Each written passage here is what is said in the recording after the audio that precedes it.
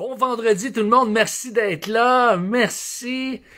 Écoutez, c'est vendredi, la semaine a déjà passé, il nous reste une journée avant d'entrer dans la fin de semaine, pour la plupart d'entre nous évidemment. Salutations à ceux qui sont en France, en Suisse, peut-être vous êtes en Afrique. Faites-moi signe, hein, par message privé ou en bas là, de la publication. Dites « Hey, coucou, moi je viens de Tombouctou, par exemple. » OK, ben c'est ça. Bien heureux d'être avec vous, vraiment, vraiment heureux d'être avec vous. Et aujourd'hui, j'aimerais répondre à une autre question. Parce qu'on va rentrer dans une série qui touche les chicanes, les disputes. Et aujourd'hui, c'est comment éviter qu'une discussion tourne en dispute. Comment éviter qu'une discussion tourne en dispute? Parce que c'est toujours tannant, ça, se disputer. Des chicanes de couple, comme on dit. Bon. Je vais débuter avec une citation de John Gray que je trouve très pertinente. Vous pouvez retrouver ça dans son principal livre, Les hommes viennent de Mars, les femmes de Vénus. Évidemment, il n'a pas écrit un seul livre, il a écrit plusieurs livres qui touchent les différences entre les hommes et les femmes. Hey, Lucie, bonjour! Salut, merci d'être là, c'est le fun, cool. Alors, ce qu'il dit John Gray, c'est si la communication est le plus important des éléments fondateurs d'une relation de couple, les disputes peuvent en être le plus destructeur. Donc la communication, c'est fondateur, mais les disputes, c'est destructeur. Et je trouve que c'est une belle façon d'exprimer les choses, parce que oui, on peut sortir gagnant d'une dispute, dans le sens que on a dit les choses, puis ça nous a amené à réfléchir, mais souvent, pas tout le temps, mais souvent les disputes laissent des marques, laissent des séquelles, et nous amènent soit à se refouler, ou soit, et malheureusement, à se distancer, ne serait-ce qu'émotionnellement. Donc, puis c'est jamais agréable en dispute. Donc, comment on peut éviter qu'une discussion, on discute, on a des points de vue différents, ben, éviter que ça dégénère, que ça tourne en dispute. Premièrement, ce qu'il faut comprendre, c'est que quand on s'entre-déchire, tu sais, eh bien, c'est sûr que ça va tuer l'amour. C'est comme si on pourrait dire, c'est comme on est en guerre ouverte. On chicane régulièrement, on se dispute. Là, on est en train de s'entre-déchirer, on se fait mal l'un l'autre, on se blesse mutuellement. Mais il y a pas seulement des guerres ouvertes dans des couples, il y a des guerres froides où est-ce qu'on refoule nos émotions, et là, ça va éteindre l'amour. Alors, l'idée, c'est pas de, bon, on a trouvé le moyen de plus se chicaner, on se parle plus. Alors, d'un côté ou de l'autre, ça va créer une distance émotionnelle. Donc, la solution, c'est pas d'arrêter de se chicaner en ne parlant plus, en ne communiquant plus, en n'exprimant plus ce qu'on ressent, en n'exprimant plus nos besoins, notre point de vue, notre dynamique. Hey, allô? Hey, bonjour Nathalie, merci d'être là également, c'est le fun. Alors, j'imagine que si vous êtes ici, c'est parce que vous désirez une discussion franche et honnête, de pouvoir exprimer ce que vous ressentez sans que ça dégénère, sans que ça tourne en chicane, sans que ça tourne au vinaigre. Parce qu'il y a moyen d'exprimer ce qu'on ressent, il y a moyen d'exprimer notre point de vue différent sans que ça finisse en chicane, en dispute, sans que ça produise de l'éloignement. Évidemment, il y a des façons de faire et il y a des éléments à ne pas faire. On ne répondra pas à tous les angles, donc on ne se penchera pas sur tous les angles des disputes parce que je vais passer plusieurs capsules là-dessus. Premièrement, si vous désirez avoir une discussion franche et honnête, si vous désirez exprimer vos sentiments sans que ça tourne au vinaigre, ben, ne pas faire prévaloir ton point de vue à ton partenaire, de ne pas lui imposer, de ne pas rester accroché là, puis ne pas décrocher de ton point de vue. Donc, d'être entêté sur ton point de vue. C'est sûr que si tu es entêté puis tu veux gagner, c'est sûr qu'il va y avoir une chicane puis une tension parce que il n'y a pas une mutualité. C'est pas rassembleur. Ça invite pas au partage. Alors peut-être toi, tu es convaincu, dur comme ferme, que c'est la solution, c'est la voie à venir. Peut-être. Mais si tu as cette attitude-là, c'est certain que ça va créer, une tension et inévitablement une distance. Parce que qu'est-ce qui est le contraire à la distance? C'est le rapprochement. Mais comment tu peux rapprocher quelqu'un si tu es entêté sur une façon de faire, une façon de voir les choses? Alors, et on va se dire les vraies affaires ce matin, OK? Moi, je suis un gars qui est fondamentalement assez entêté. Tu sais, dans le sens, quand j'ai une idée dans la tête, je ne l'ai pas dans les pieds. Je focus sur l'objectif. Trouver les moyens d'atteindre l'objectif. Je suis assez déterminé. Je suis assez convaincu. J'aime débattre et j'aime gagner les débats. OK? Donc, je peux parler en connaissance de cause. Là, je ne suis pas en train de pointer personne du doigt. Je peux parler en termes de je. OK? Quand je dis ça, là, c'est... Je sais de quoi je parle parce que je peux avoir tendance à dire, OK, je vais montrer, je vais prouver mon point. Mais c'est pas la bonne attitude.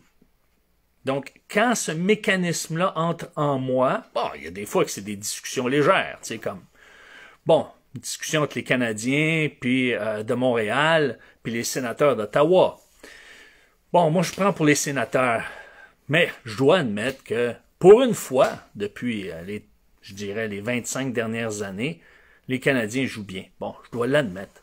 Mais bon, si je discute avec quelqu'un, que moi, par exemple, je trouve que Carey Price, c'est pas le bon gardien de but pour les Canadiens. Je sais que je vais me faire lancer des tabattes, mais je vais amener des arguments puis je vais débattre mon point. Mais ça, c'est sans conséquence. Hein?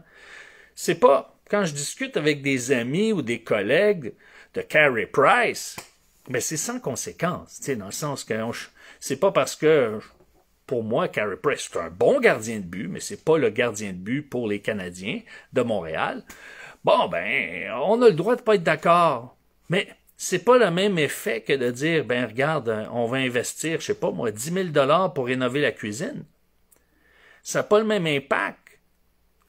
Parce que c'est un investissement de temps, d'énergie, d'argent, puis ça a un impact sur la vie de tous les jours.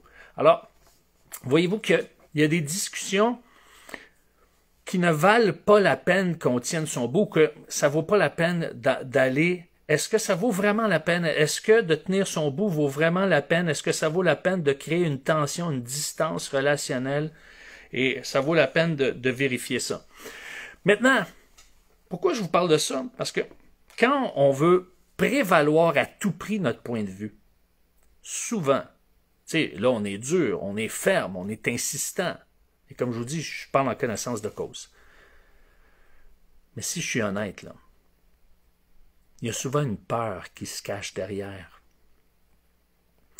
Et avant d'insister sur notre point, ça serait bon de faire une analyse en disant, j'ai peur de quoi? Pourquoi j'ai peur de perdre? Qu'est-ce que ça va changer à ma personne? Si je perds, est-ce que ma conjointe va m'aimer moins? Si je perds l'argument, si je perds la discussion, si je perds le contrôle d'avoir décidé selon mon point de vue, est-ce que ça va faire de moi une personne plus faible? Je pense pas.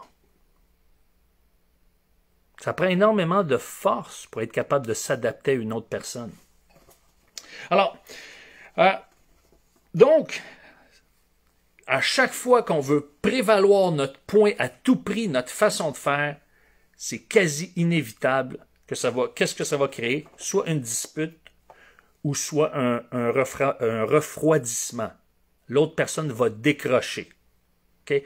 Donc, soit que ça va s'exprimer d'une manière extravertie, en tension, en argumentation, ou soit d'une manière introvertie en disant « je déconnecte, je me déconnecte, je suis tanné, j'en peux plus, alors je me tais, je laisse ça passer ». Mais dans les deux cas, c'est une guerre ouverte ou une guerre froide, ça crée une distance, c'est pas sain. Alors, ça contribue au déchirement. Puis, savez-vous quoi?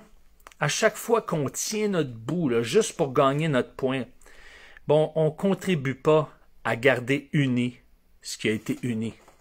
Alors, au contraire, on crée une distance chez l'autre, puis on est la personne qui le provoque. Donc des fois, oui, on doit tenir. Je suis pas en train de dire qu'il faut jamais tenir notre bout, hein, parce que s'il arrive un danger qui touche nos enfants, puis toujours dans le couple, il y en a un qui est comment dirais-je, plus proche des règles, puis une autre personne qui est plus proche de la souplesse. T'sais, un qui est plus proche de la rigidité, puis l'autre qui est plus proche de la souplesse. Mais il y a un temps pour être souple, puis il y a un temps pour être ferme, puis dire non, on ne laissera pas passer ça avec notre enfant. Oui, il y a un temps pour tenir à ça. Mais règle générale, de tenir son point juste pour gagner son point, je vous dirais que c'est pas gagnant, mais pas du tout. Deuxième point, est-ce que je me dispute parce que mon amour-propre est blessé? Hein? Est-ce que je veux défendre ma réputation? De quoi je vais avoir de l'air si je perds l'argument, si je perds la discussion, si je laisse gagner l'autre? Ça, c'est un autre élément qui demande beaucoup d'humilité. Beaucoup d'humilité. Parce que d'arriver à confesser, à avouer, de dire, ouais, dans le fond, je veux me protéger, je veux protéger mon amour-propre. Je suis pas là pour le bien de l'autre, je suis là pour moi. Alors ça, c'est important de se poser la question. Est-ce que je me dispute pour cacher ma honte, cacher ma colère? Vous allez dire, oui, mais si tu te disputes, c'est parce que tu es en colère. Oui, mais c'est vrai que ça serait mieux dit, est-ce que je me dispute pour cacher ma honte ou parce que ma colère cache quelque chose d'autre? Est-ce que ma colère cache que j'ai été touché dans ma blessure d'avoir été dans le passé trahi, rejeté, abandonné, humilié, traité injustement? Donc est-ce que je cache ma honte ou je cache une blessure qu'il y a derrière ma colère? Quatrièmement, c'est important, je le répète quasiment à chaque capsule, messieurs, cherchez à connecter avec l'émotion de votre partenaire au lieu de vous défendre ou de vous protéger. Ça, là, savez-vous pourquoi? Parce que lorsqu'une femme sent qu'elle peut exprimer librement ses émotions, ses sentiments, et qu'elle se sent soutenue et appuyée, elle se sent accueillie parce qu'elle peut librement exprimer ses sentiments et ses émotions, savez-vous qu'est-ce que ça développe chez elle? De la passion et de la sensualité. Alors, vous voulez avoir une femme sensuelle, passionnée, qui a de l'énergie pour vous, eh bien, apprenez à développer ce muscle d'être réceptif, d'être accueillant et de ne pas voir une émotion qui passe comme étant quelque chose de désagréable. Non, ça devient un point de connexion. Et évidemment, si c'est une connexion émotionnelle, il va y avoir, à un moment donné, une belle connexion sexuelle. Maintenant, numéro 5. L'idée, c'est pas de refouler mes sentiments, mes émotions. Quand il arrive une dispute, je dis, OK, je vais lâcher prise parce que je veux renoncer à mes valeurs. C'est pas ça. C'est d'être à l'écoute de l'autre. C'est d'accepter que l'autre a un point de vue qui est tout aussi valable. Peut-être qu'il y a des failles dans la façon qu'elle l'a communiqué. Peut-être qu'il y a des failles dans son plan. Peut-être qu'il y a de l'inconsistance, de l'incohérence. Mais ça ne veut pas dire que tout n'est pas bon. Alors, maintenant, comment on peut sortir de ce dilemme-là? Parce que la question, c'est comment éviter qu'une discussion tourne en chicane? Bien, quand on sait que l'autre n'adopte pas notre point de vue, ou même si on ne le sait pas, parce que des fois, on se reste quand on se dit « Ah, ça c'est le fun d'investir de l'argent ou de réhypothéquer la maison pour, par exemple, rénover la cuisine. » OK. Vous ne savez pas c'est quoi la réaction. Mais plutôt que d'imposer sans dire « Ouais, on va rénover la cuisine. J'ai décidé ça, moi. » Bon, on ne le dit pas comme ça, mais c'est comme ça que l'autre peut le percevoir s'il n'est pas d'accord. Mais pourquoi on dit « Hey, j'aimerais ça qu'on regarde ensemble le pour et le contre. » J'aimerais ça qu'on regarde ensemble le pour et le contre de est-ce qu'il y a des avantages, des inconvénients, puis qu'on puisse passer au travers les pour et les contre. Puis ça veut dire, ben, il y a peut-être des pour que tu n'avais pas pensé, puis il y a peut-être des contre que tu n'avais pas pensé. Puis là, bon, certains, vous pouvez l'écrire chacun de votre côté sur une feuille, vous le partagez ou juste le faire verbalement. Le moyen, c'est pas ça qui est important. C'est l'objectif. Et pourquoi? Parce qu'en disant, moi j'aimerais ça qu'on regarde ensemble le pour et le contre. Il y a déjà une ouverture. Puis à ce moment-là, là, se donner le temps d'harmoniser les points de vue, ça veut dire qu'on va regarder le pour et le contre, mais ça ne veut pas dire qu'on va prendre une décision là, maintenant. On va mûrir ça ensemble. Chacun de notre côté, puis on reviendra là-dessus. Puis, quand on partage le pour et le contre, d'avoir une ouverture, que peut-être l'autre a une meilleure idée. Puis, ça se peut que, en attendant, parce qu'en pesant le pour et le contre, c'est pas nécessairement sage. Est-ce que j'ai l'énergie? Parce que il y a des conséquences. Est-ce qu'il y a des conséquences financières? Est-ce que ça va nous empêcher de faire d'autres choses? Est-ce que j'ai l'énergie? Est-ce que j'ai le temps? Est-ce que j'ai les ressources? Est-ce qu'on va avoir de l'aide, etc. Mais peut-être qu'on peut arriver, parce qu'on a observé les pour et le contre, dire, regarde, ben, au moins en attendant, est-ce qu'on peut changer quelques accessoires selon notre budget pour que ça fasse différent? Fait que là, ça amène une discussion qui est beaucoup plus riche, puis on avance dans la direction de l'autre, tout en se respectant mutuellement. Donc, de dire, hey, écoute, est-ce qu'on peut regarder ensemble les pour et les contre? Déjà là, ça change toute l'atmosphère, ça change toute l'allure. Donc, si on veut éviter qu'une discussion tourne au vinaigre, tourne en chicane, eh bien, de ne pas insister sur son point de vue comme si le nôtre c'est le meilleur, évidemment. De voir, est-ce que je me dispute, est-ce que je suis en colère, par exemple, parce que j'ai été blessé dans mon amour-propre? Est-ce que je me dispute, je suis en colère parce que ça cache une honte, ou ma colère cache une blessure de trahison, de rejet, d'abandon, d'humiliation, d'injustice? Est-ce que je suis connecté avec l'émotion de ma partenaire pendant qu'on discute, pendant qu'on échange, ou même pendant qu'on se dispute? Qu'est-ce qu'il y a derrière sa colère? Est-ce qu'il y a une blessure derrière sa colère? Est-ce qu'il y a du ressentiment? Et donc, pour ne pas refouler mes émotions, mes sentiments, et ne pas démontrer à l'autre que j'insiste d'une manière sans condition à mon point de vue, regardons ensemble le pour et le contre et donnons-nous le temps d'y réfléchir chacun de notre côté et d'y revenir un peu plus tard. Et quand je dis un peu plus tard, c'est pas dans 6 mois, mais ça peut être dans quelques jours, ça peut être le lendemain. Et se donner cet espace-là. Et vous allez voir, en pratiquant ces choses, ça va vous amener de vivre une relation qui va tendre davantage vers l'harmonie. Alors, j'espère que cette capsule va susciter de belles discussions harmonieuses ce soir, lors de vos échanges, de votre souper en amoureux, par exemple.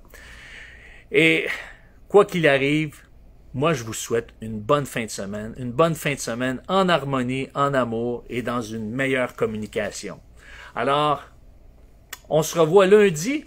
On poursuit lundi avec pourquoi les chicanes font-elles mal? Pourquoi les disputes nous font mal? Alors, hey, merci Lucie. Merci de mentionner que c'est super. Merci pour vos pouces en l'air.